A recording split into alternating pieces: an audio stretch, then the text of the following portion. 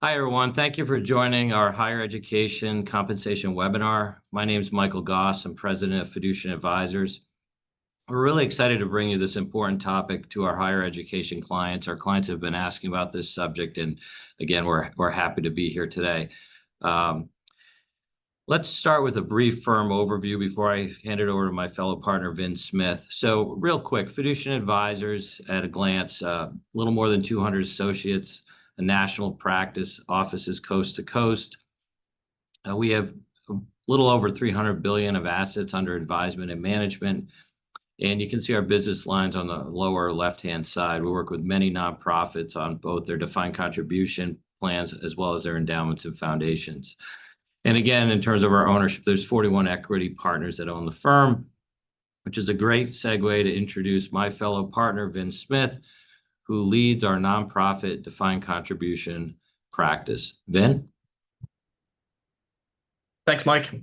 I'm going to provide hopefully a very quick update on our defined contribution practice, or what we affectionately call the DC group here at the firm. So you can see some of the statistics on the page. We serve over 550 plan sponsors. That represents about 235 billion in assets under advisement. And as such, that makes the DC practice the largest one at the firm. So clearly a big focus for the group. And specific for this morning, within defined contribution, we do have a focus on 403B and more specifically higher ed. And as folks can see on the screen, we do provide service to about 120 educational institutions. Because we do have that higher ed focus and have worked in that marketplace for, 15 or so years, we do recognize there are some unique challenges that our higher ed clients face. So therefore, we're always trying to think of creative ways to bring content and information to the folks that we serve. And one of the ways we do that is find business partners like Abby and Megan, who can talk to topics and issues that our clients have outside of our areas of expertise. Lately, over the past couple years, we've gotten a tremendous number of questions on compensation and total rewards. And frankly, I cannot think of two better folks to speak to those topics than Megan and Abby. Their wealth of knowledge and expertise on all things total rewards and compensation. In the way of a quick and more formal introduction, Megan is the vice president of NFP's total rewards practice, and Abby's an AVP in compensation consultant. So with that relatively quick update, I'm going to pass it over to Megan and Abby, and thank you both for joining us this morning. Thank you so much, Mike and Vin, and thanks to all of you for taking the time to join us, whether you're joining us on recording or hopefully here live. So as Vin shared, as a great segue, we know that in the higher education space, there are definitely some uniqueness in terms of some of the compensation strategies that you're using to really help to reward your faculty and staff in these areas. So we're excited to share some of what we see in our work with our clients in this space. So you've already met us, so we are going to dive right in. And today we've structured our time together around three key focus areas. So first, we're going to start with the evolving workforce and total rewards dynamics to really set the context around the market and the trends that are happening. Then we'll dive in really specifically to some of the critical higher education compensation issues and opportunities. And finally, we want everything we share today to be actionable and practical, so we'll leave you with some action steps and key takeaways. So let's start with some of those evolving workforce and total rewards dynamics. So just looking big picture across what is happening in the world and in our country, we see that our labor market is remaining strong despite somewhat of an uncertain economic outlook. And we're also seeing a trend that retirements are really accelerating. And in the US, this is around 10,000 a day. On top of all of that, our labor force participation rate, or what our friends at the Bureau of Labor Statistics really track as kind of the percentage of people who are eligible, and I'll say should be able to be working. So they're not disabled, they're not of retirement age, they've got something where we would expect them to be working. The percentage of those people who should be working who are actually working continues to fall to record low levels. So when you take these demographic trends together, we just don't have enough people to do the work that's out there to be done. And on top of it, we know that our workforce is more diverse than ever. And this workforce has different expectations for not only their employment experience, but also what their total rewards package is. So let's set the stage just a little bit with total rewards, and then we'll spend most of the rest of our time today talking about compensation. So here at NFP, when we think about total rewards, we use this model called the total rewards halo to really conceptualize what this concept is. So the gray circle around the outside has two different pieces. First are the external market factors. And that's some of what I already shared, things like the labor force participation rate, retirements, and the dynamics that we have. The other side are our organization factors, or what's happening at your institution, what your strategy is, what the different unique dynamics, what your goals are at your educational institution. And those internal and external factors are really pushing and kind of influencing those colorful pie pieces in the middle. And while we're here today to focus mainly on compensation, we know the reason why people choose to work where they work, why they choose to work with you, are different, and they're influenced by a lot of different things. And you see things like community impact, learning and development. Some of those different factors are in that definition of total rewards as well. And finally, we see in the gray circle around the middle, employee communication. So we can have the best programs in the world, but if we don't communicate them effectively to our faculty and staff, we know they might be a little bit short in perceiving what the true value is. So let's talk just a little bit more about compensation in specific and drawing what those big picture factors are. So probably no surprise, but some of the key economic factors that influence competition are first the labor market. So we hit on those things like the unemployment rate. If we start to see more layoffs and reductions in force, this will have a big impact on the labor market, which will also impact compensation. We also have inflation, which we're going to talk about a little more in a minute, and that relationship between inflation and what compensation levels are. And finally, there's the piece that is sometimes easy to forget is the budget, right? And what our outlook is and how that is influencing what we can afford to pay and what our philosophy is. So what we're still seeing in the market is still an overall aggressive compensation market. So we hit a peak about 2 years ago, give or take, where we really saw this huge increase in wages. Since then, wage growth has slowed a bit, but it is still at its strongest level in decades.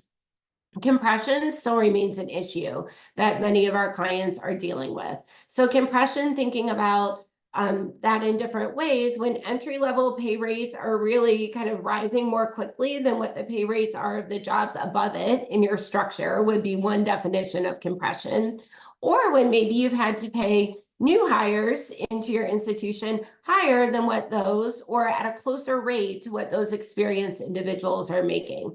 That can be compression within a job. So we've got compression factors that are happening.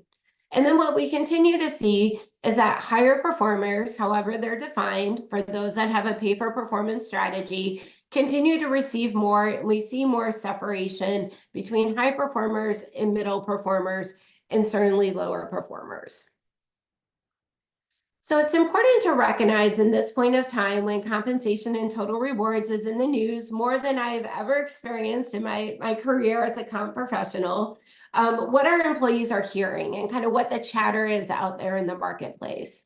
What we're hearing as these news headlines are things like a 5.2% increase for federal civilian workers.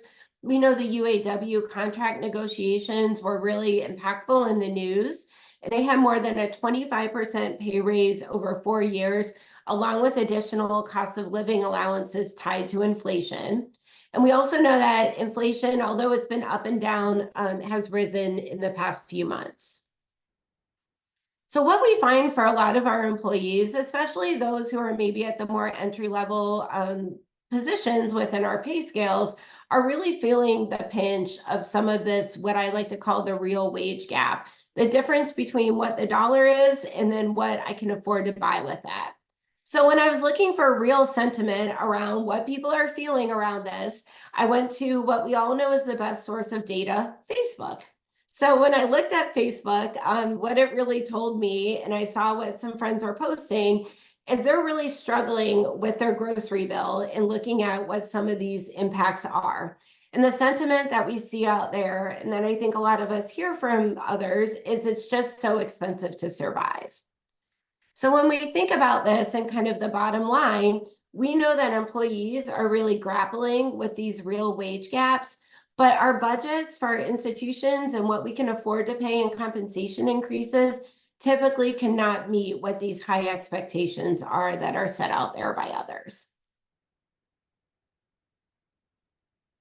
Megan, we did get a quick question in the chat. Do you mind if I give that to you Go now? for it. Please jump in.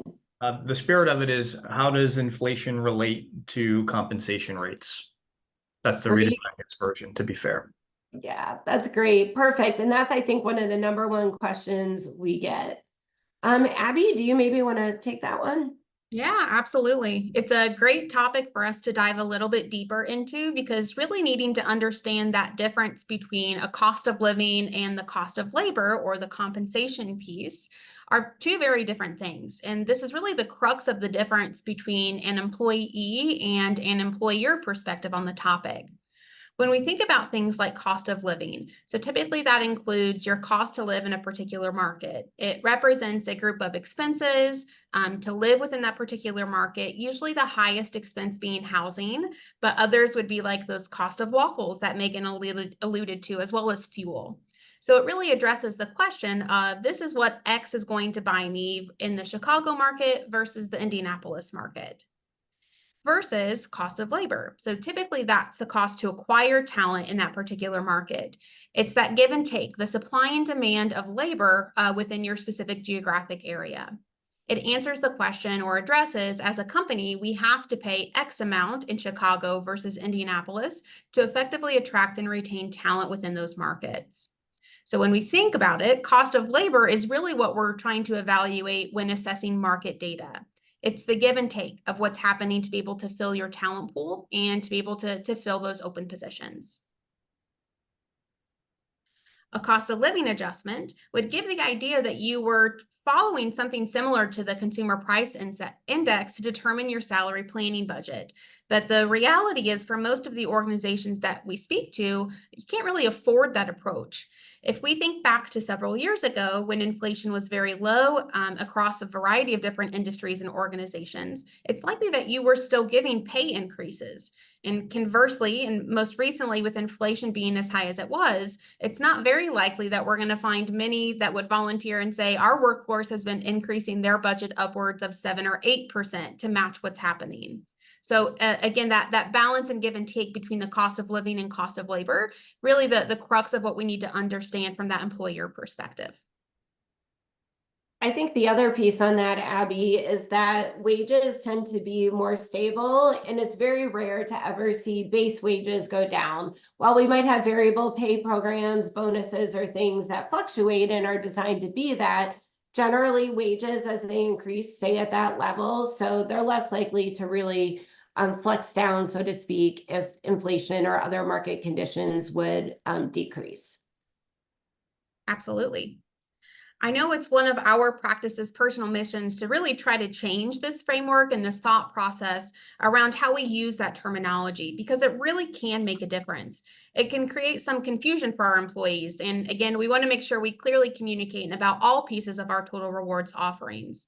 We commonly get the question, well, if we're not going to call it a COLA adjustment or a cost of living adjustment, what would you recommend? And typically we find just referring to it as a general increase is one of the best practices that you can kind of consider rolling with moving forward.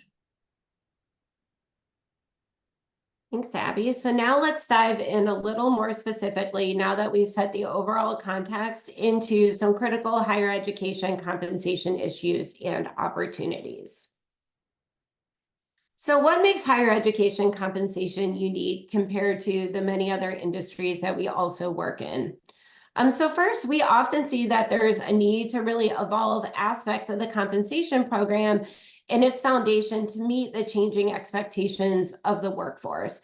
So things like your job architecture, what your job titling and leveling looks like within your overall framework, and also pieces beyond the numbers of compensation, but your policies, your practices, your program administration guidelines to really address things like how individuals move through your compensation structure. How does it relate to their career planning and what their future opportunities are? We also know that the impact of top talent within the faculty setting is huge for organizations. So how do you really put in creative strategies to recruit and retain those key top talent within the faculty ranks? We also know that there are some industry challenges that can shrink the available talent pool for certain in-demand disciplines.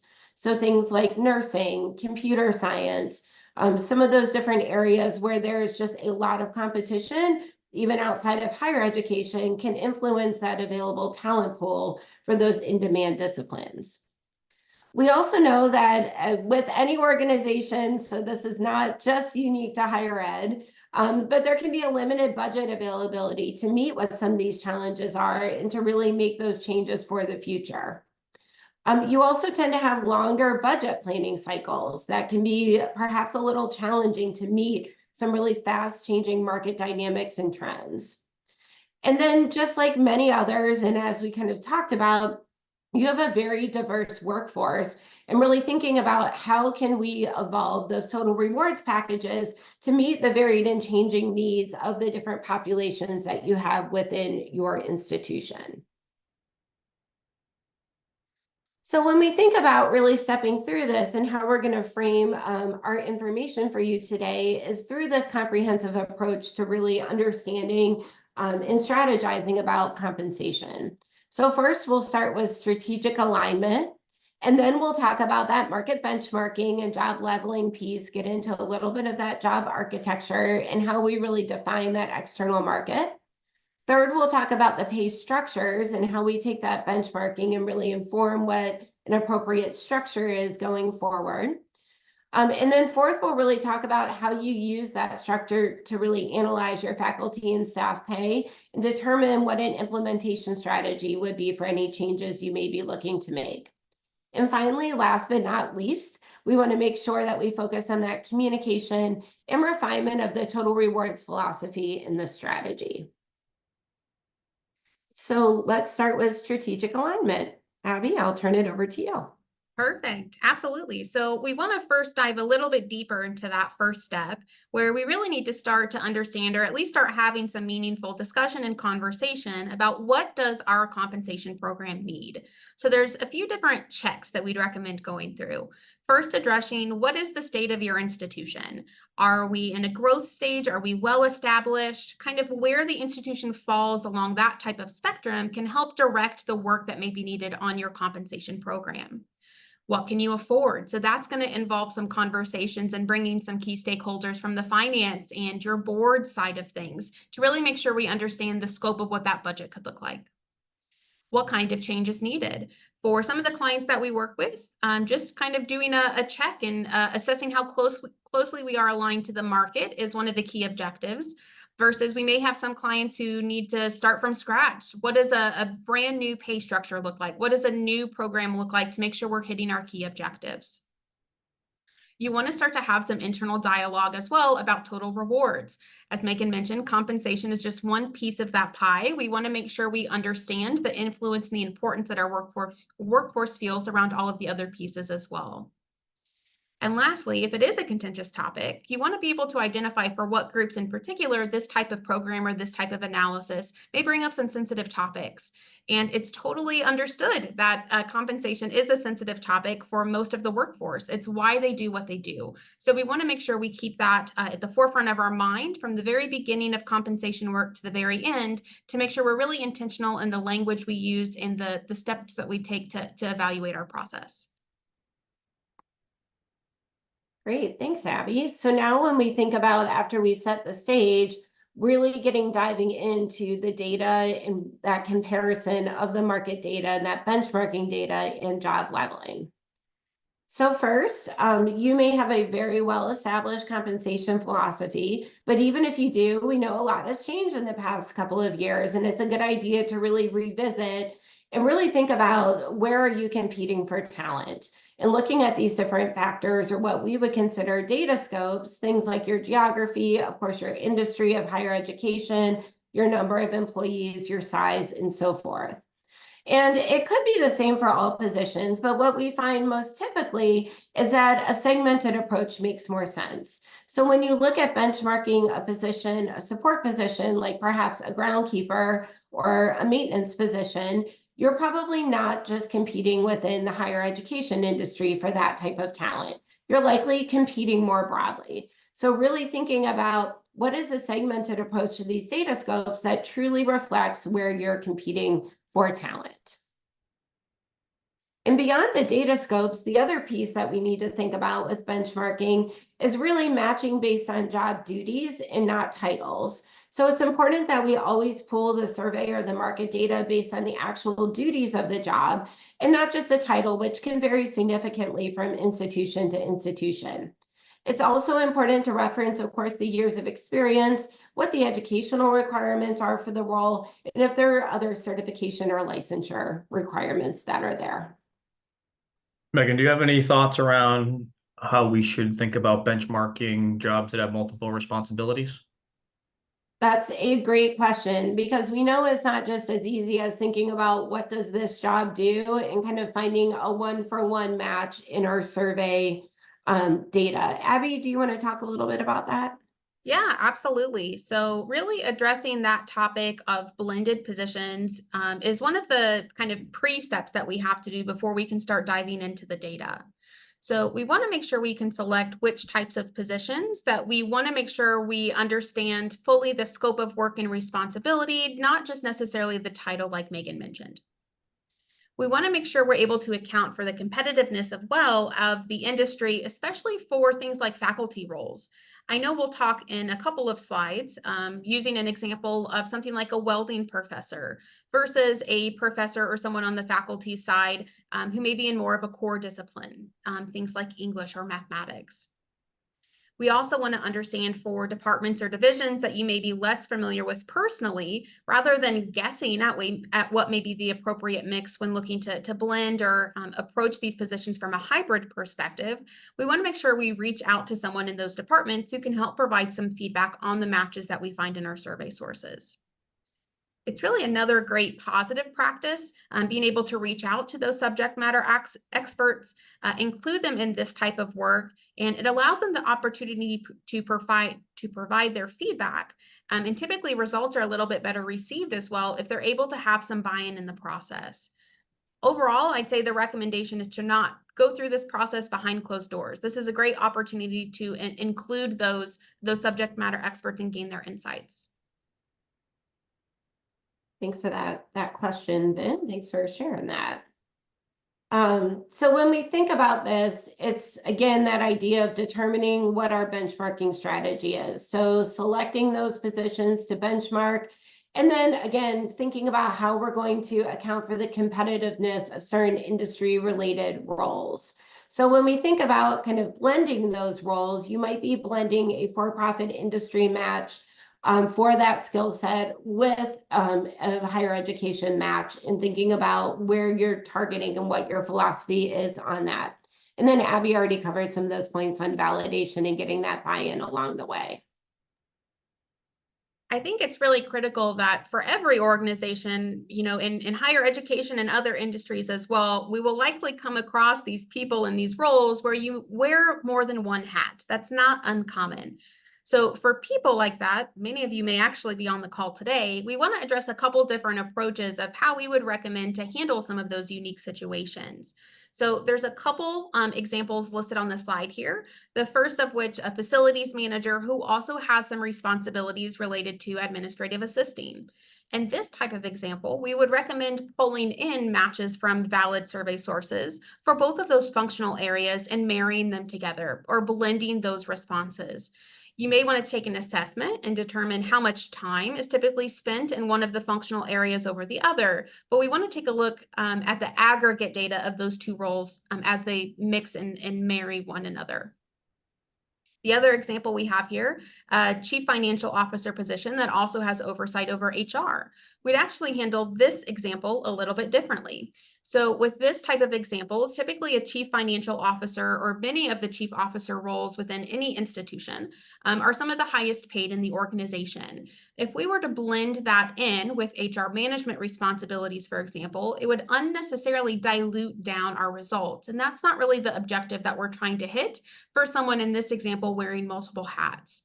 For that type of work, we would typically want to assess what that skill level, what does the amount of oversight look like in terms of HR responsibilities, and likely apply a premium for this example to really elevate that additional oversight that CFO has into the HR space.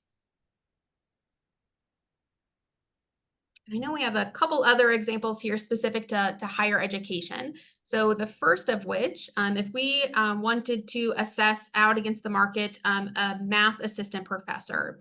So this is an area or a discipline where we don't necessarily feel that we need to pull in an industry match as well. We're really finding that our relevant data, our competition, so to speak, of where we're attracting and retaining talent is from the higher education space, specific to those in the math industry. So we'd want to find appropriate matches from our survey sources at the appropriate rank that we're looking at and within the discipline as well. My next slide here is a little bit different though. When we're looking to evaluate a welding instructor, there is a field equivalent or an industry equivalent of that type of position who works in the welding space.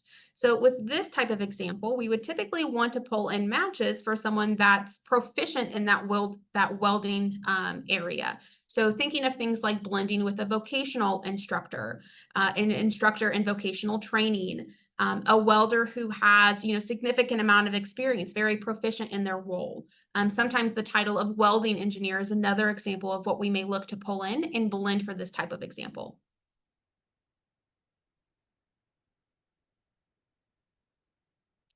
Another thing not necessarily unique to the higher education space, but is something that we see impact a lot of our higher education clients, is this idea of job leveling.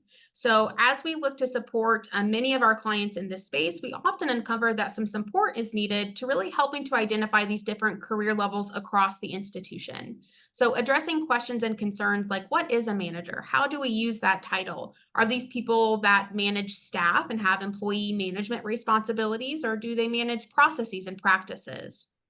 What is our top level when it comes to leadership within our institution? Do we have chief officers? Is that our cabinet group or vice presidents? Is that the director level?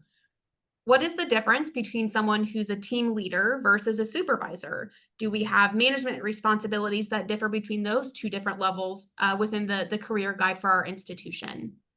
So if we're able to apply some best practices and kind of developing a framework of what our job leveling, what these different career levels look like within our institution, it can really help set an expectation for some really clear competencies among these groups, as well as help to stabilize some title consistency across the organization as well.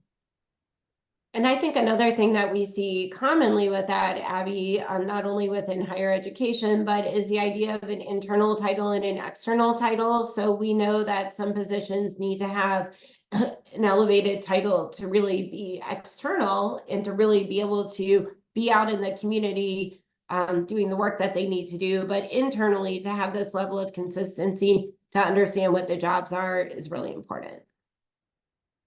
Absolutely. And I think we have an example of what that could potentially look like from the management side on this slide here. So in this example, we have a couple different examples of how a management level could vary. Again, we threw in a supervisor or a team lead, assistant manager perspective versus how that would translate into the next level up of a manager. We can see different fields or area of impact like organizational scope, influence and leadership, knowledge, as well as education and experience. So hopefully putting together this type of framework, again, can help enable that consistency across the entire organization. I know when I worked internally in compensation before coming to the consulting role here at NFP, I had this hanging on my bulletin board in the office, and I was constantly referring to it anytime someone would want to talk about a title or a job description change, and really trying to use this, what I would consider to be rubric, to really understand what the appropriate level is for the role. Thank you, Abby. And I'll keep the ball rolling here. So we've wrapped up a little bit about some of that external market competitiveness piece. So going through the benchmark work. Now we want to try to understand how we can take that information, maybe align it to our compensation strategy and our philosophy, as well as total reward strategy, to create some really useful pay structures.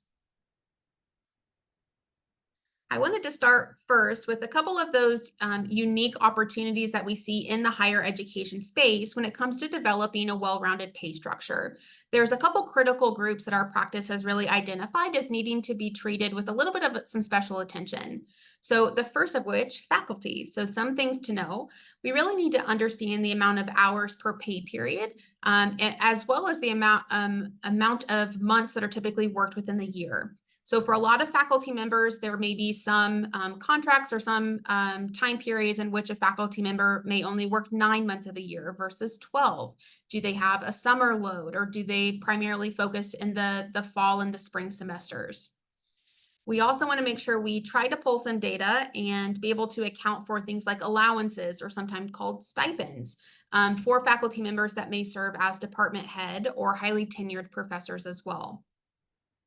Another really unique situation on the faculty side is addressing the question on whether or not we will have a maximum threshold, or this topic of red circling professors as they start to reach the top of their range. Sometimes we see with our higher education clients, that's not a practice that they want to undergo on the faculty side, but they may have it present on the staff or the administrative side. What does that maximum range look like for your institution across the different types of groups that make up your workforce? Our staff positions may be one of those carve-outs in terms of developing a unique framework for a pay structure. Usually we're able to follow a little bit more along the lines of some standard best practices that we see across a variety of different industries, because there's a lot of shared work groups within your staff structure. So the HR team, your accounting team, we see those across a variety of different types of industries. The last call out we have here on the athletic side. So we are often asked, quite a few questions when it comes to athletics and coaching. There can be some differences here in terms of the amount of revenue or intramural setting that your athletics teams may bring to your institution. But one critical question we're frequently asked is, are we able to have pay rates equatable between both the men's and the women's sports internally? So just some things to consider about the unique setting that we typically see within the higher education space. And I think overall, when we're thinking about pay structures and how we bring this all together, no matter what the setting is that we're applying it to, it's really taking this idea of a two-factor approach. So first, we have our external competitiveness, which is generally based on the desired target percentile of the market benchmarks. We know that the 50th percentile is considered at market for positions, with half paying above and half paying below. And you may have a different philosophy to your targeted benchmarks depending on your population. So it could be different for faculty versus staff, for example, or it could be different for staff that are at the more entry level of your pay scale versus your more leadership levels for your staff. And then, of course, we have that internal equity and job evaluation. So going back to that job leveling approach, making sure that we really understand the level of scope and authority of the different positions and take that into account when we're organizing our positions within the structure, but still recognizing that benchmark rates may dictate that a certain skill set or a certain job is paid differently. We often see that in IT or other areas of that nature where the competition for talent is so great that the internal equity across the entire organization doesn't necessarily align with what's needed from a competitiveness standpoint. So then we really need to think about creating our pay structure. And really, again, first thinking about your compensation philosophy as a basis and where you're really targeting these different positions. Of course, this is based on your ability to recruit and retain and how competitive you're able to be and how competitive you desire to be with compensation overall. This is where it's important to bring that total rewards picture back into place as we think about the different benefits that you offer beyond cash compensation. And again, we know that we really want to base a pay structure on base pay, not total cash compensation, which may include the bonuses or other incentive programs you have in place, because that total cash compensation data in the market does tend to fluctuate more year over year, because the idea is it is variable pay based on results or based on the strength of the institution in that particular year or time period. So when we think about developing this pay grade structure, it's important to keep this visual of the upside down pyramid or the funnel shape in our minds. So when we think about a traditional pay grade structure, which again, you might see more on the staff side than on the faculty side, when we think about what a range may be, we first want to think about the range spread, or the width of that pay range from the minimum of the range to the maximum of the range.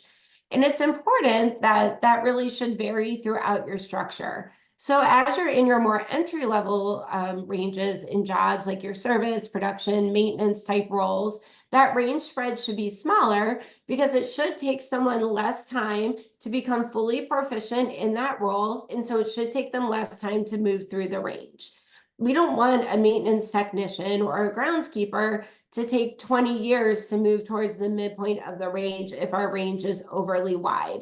We would likely be out of market at the minimum of that range and then significantly over market at the maximum of that range. On the other side of the coin, we have our executive levels. So maybe those vice president positions, those other leadership positions. Those individuals, there's a wide range of performance and contribution in those roles, as those roles are a lot less defined and objective than the more entry-level roles.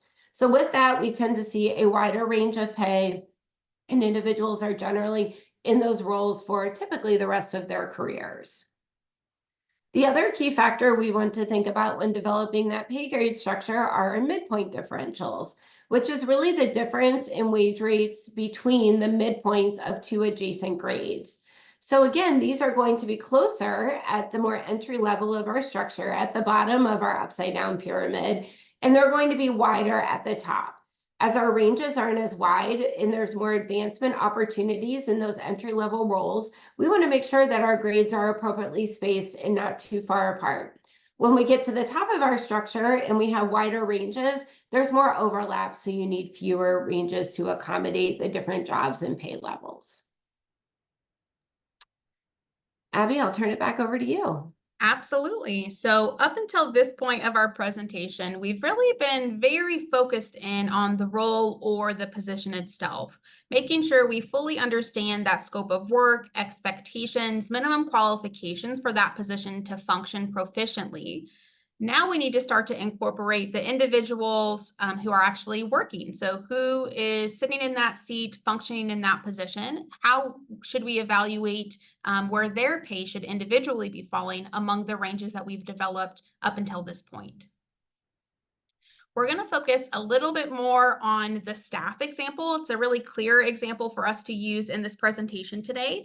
But just note that you may, again, part of those unique situations when it comes to faculty or athletics or your administrative team could translate some of these pieces a little bit. So starting here on this slide, usually for those staff examples, we would have a full range of pay representative of a minimum, a midpoint, and a maximum of what would be appropriate for the pay for that type of position. Generally see those at the minimum are still gaining the skills necessary to be proficient in the job. We would then expect to see that someone moving closer towards the midpoint is able to perform that job well. So think of a really minimum amount of learning curve still for that individual. This is typically where we expect to see some alignment between the ranges and then the structures internal for our framework as well. We'll talk in the next couple of slides on some more details around each of these different metrics as well. Focusing a little bit more on the midpoint. So someone at the midpoint, we would expect to be fully functional and consistently demonstrating the skills and experience needed for that position. This is typically someone who has at least, if not more, than several years of experience within that specific role. So they've developed the skills needed for success. Now, it's important to note that it could take a shorter amount of time for some shorter or longer amount of time for someone to move from the minimum to the midpoint of a structure, depending on those different criteria that Megan mentioned a few slides back. So again, we don't expect a clerk role to take 20 years to be able to get to the midpoint, but it could take several years for someone on your executive team. Focusing a little bit more on the minimum here, typically someone at the minimum value or minimum threshold is newer to the role, still developing those skills and experience needed to be successful. This could be someone that's newer to the organization as a whole, or maybe to the industry, or doesn't have the transferable experience coming from their prior roles that's able to help really minimize that learning curve. This could also be someone who was recently promoted. So we see that really commonly for someone who may be growing within the organization, but maybe for the first time stepping into a management position. We would expect to see someone in that type of example also closer towards the minimum here. And then throwing to the other side of our spectrum, when we look at the maximum, those are typically experts in their role and are really top paid against the market. So these are highly experienced individuals within the institution, really high performers, your top key talent with critical skills or deeply relevant experience within the organization. Generally, someone does move a little bit more quickly from the minimum to the midpoint than they would from the midpoint to the maximum. At that point, we want to try to slow down a little bit of that progression. All right, next up, I think we were going to talk a little bit about some of the factors that we see used in the individual pay decisions and where people fall throughout that range when you're thinking about. So Abby, I'll hit on a few and then let you hit on a few as well. So first, as Abby shared at the beginning, first could be that additional assignments or duties. So maybe they're a program lead, maybe they're a department head, and there are additional allowances or stipends that are really part of what that package is. Of course, whether we're talking about faculty or staff, that length of service in position is really a key factor, and also that organizational impact of role. You may have a performance-based strategy, you may not, but if so, again, performance can have a factor in this, whether it's individual performance, a department, division, or performance of the institution as a whole. Of course, we see some of those areas like difficulty to replace knowledge, skills, or abilities of the individual can be some of those special individual factors that may change where we want to place and how competitively we feel like we need to pay that individual. Abby, do you want to hit on the last few? Yeah, absolutely. So one on here to mention, although we see this especially called out on the faculty side, it is something that can impact your entire workforce. But you really want to make sure you have an understanding on how your organization will want to encourage or reward things like degree achievement, especially if it's going above the minimum expectation for the role. Sometimes we see that tie into place when we look at the ranking system or the program that you may have in place for your faculty to move upwards in terms of their title for the faculty setting. Another couple of things to consider is, do you plan to progress employees through their pay range based on things like length of service? Is that length of service for their organizational role or just within their position? So would the clock therefore reset if they were to receive something like a promotion? I think the last one I'll hit to on this slide here is also just wanting to address whether or not performance is going to play a role in your compensation program. Is performance going to be defined as something on an individual setting, or do we want to categorize that as a department or divisional goal, or even at a larger perspective in terms of the organizational goal and how that employee can help the organization achieve those objectives?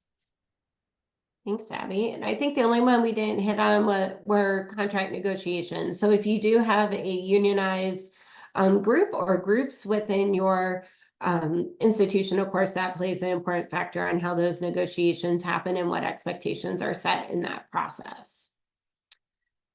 All right, so we've got our numbers organized and we have our strategies. So now let's really dive into communicating and refining what our total rewards philosophy and strategy is.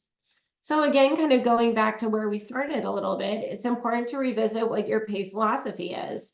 And while we talked about setting the strategy and the strategic alignment at the beginning of this, that may change as once you go through that benchmarking process. I know we've run into that in a couple of different occasions where an institution may desire to target a certain place, but it may not be financially feasible and budgets may not allow. So it's important to revisit that. And really, the next part is really thinking about what role do you want pay to play in your total rewards package. And we know that higher education can have some really, really nice benefits and pieces of their total rewards package, and we want to make sure that's not overshadowed. Finally, pay transparency is something that is of increasing importance kind of throughout the country. And although we know if you're a public institution, you may already need to be transparent about certain aspects of your pay, the fact that pay transparency is happening in the private sector as well is having a big impact on the amount of information that employees, your faculty and staff can find about what your competitors are paying. So it's important to really think about, are there opportunities to better communicate compensation in these ways so they really understand it? At the end of the day, we know it's not all about the money. I often say if we're trying to win on money alone, we probably won't, because there's going to be likely another organization, another institution who may be willing to pay more than what you are.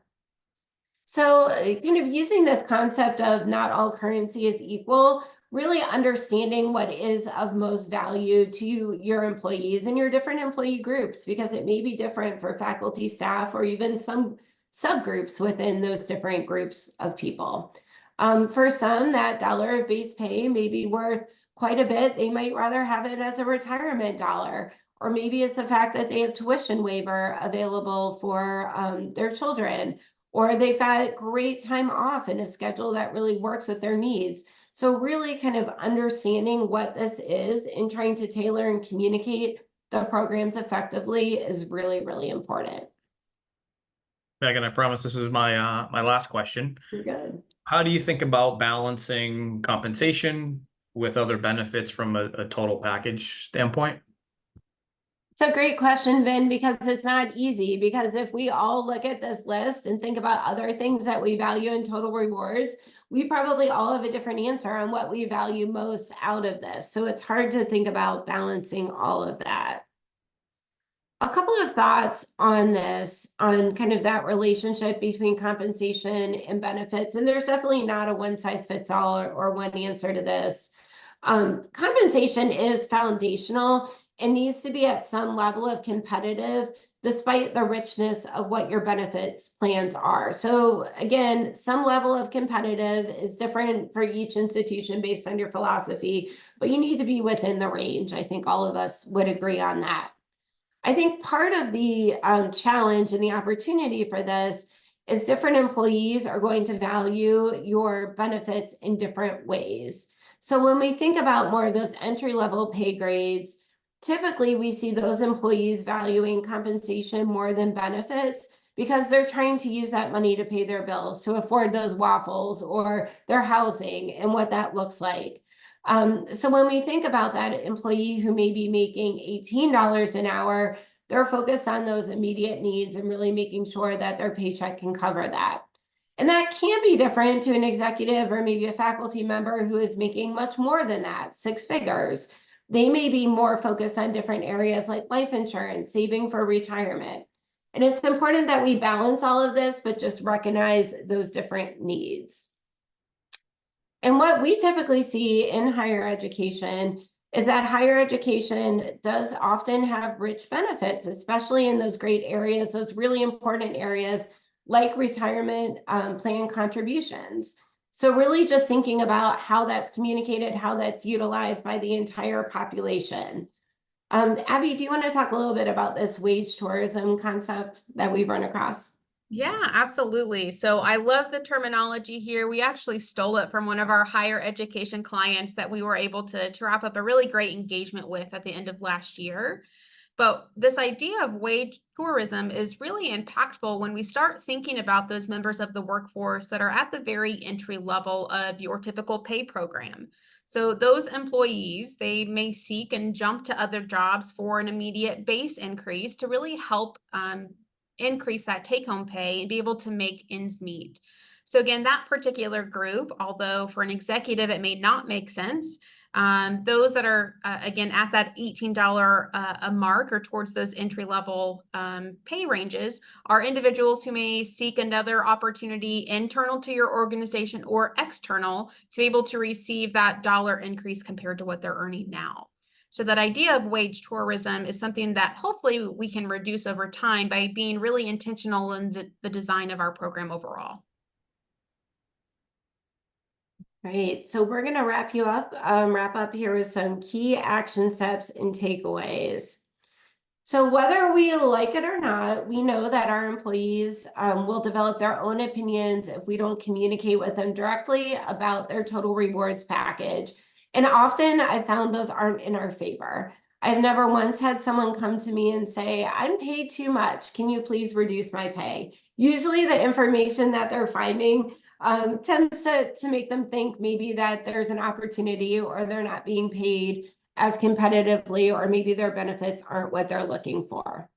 I also think that we've got an opportunity, and a little bit of this goes to pay transparency, to more effectively really communicate compensation on the one-on-one level and overall as well. So as one of our action steps, wanted to really provide you with a sample guide that I've used before that really helps us to structure a meaningful compensation conversation with an individual. So when you're thinking about kind of how to have this conversation, or maybe how to coach your leaders in how to have this conversation, suggest really starting with that compensation philosophy and also the process that you go through to set pay. Part of what we're trying to do is build confidence that we have an equitable process, we have a data-based approach, and we have a thorough way that we're looking at this. If you're in an annual increase time of year, it's really important to outline that budget for pay increases. Because again, we know people are hearing all of these different messages. Back to that idea that the United Auto Workers got a 25% increase over 4 years, that might be in their head on what a reasonable budget is, which could be maybe far off of what you're able to offer. So preparing those talking points on things like why inflation is different than pay increases, maintaining that empathy, especially for the staff at the maybe lower levels of your structure, on what that real wage squeeze is and what they're feeling, making sure they really understand your institution's goals and strategies and how they contribute to that. And then I think at the end of the day, what people want to know is how can I continue to grow and develop, not only in my skills, but also in my compensation. So really thinking about that and what opportunities there are for growth overall is important. So we want to leave you with a few key takeaways here. We know that talent competition for faculty positions is no longer limited just to other colleges and universities, especially for certain disciplines, but can be, across that greater labor force across all industries. So that definition of where you're competing for talent is really important by discipline. We also know that in higher education, you do face some unique foundational challenges in thinking about these different groups and how you're going to approach compensation strategy. It's important not to wait to really undergo this work because our workplace is changing all around us, and we want to make sure that you're keeping up with that. And then total rewards needs to be at the forefront of your work in this area. So while compensation needs to be foundational, it needs to be market competitive, we know that total rewards is important. We won't win on compensation alone. So how do we bring together this whole picture to reflect the dynamic expectations of not only our workforce of today, but of tomorrow? So with that, I'm wondering if we have any questions, Ben, that other questions that have come in. Take a quick look. No, I think we're good. All right. That was really helpful. Thank you both for taking the time. I guess we started this morning, but have transitioned into the afternoon. So that's been, it was great. Thank you both. Yep. Thank you.